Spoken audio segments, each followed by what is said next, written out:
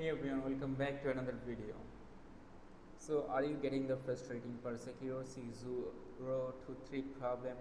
Don't worry, I will walk you through some quick fixes so you can get back to gaming or working remotely in no time. First, check your network connection. Parsec needs a strong and stable internet signal to work properly. So let's check your internet connection first. So make sure that your internet is stable. As you can see, mine is stable, so it is not showing any problem to Parsec. Next, make sure your Parsec software is up to date. Make sure that you have installed the updated version of Parsec, and if no, then update it.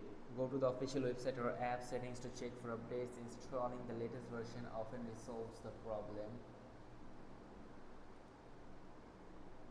Firewalls or antivirus software can sometimes block Parsec from connecting. Head into your firewall or antivirus settings and make sure Parsec is whitelisted. This allows it to connect without interference. Once you have made those changes, restart Parsec completely. This helps reset the connection and often clear mirror errors like 6023. And that's it. Hopefully one of these quick fixes solve your issue. If this video helped, make sure to like and subscribe. See you in the next video.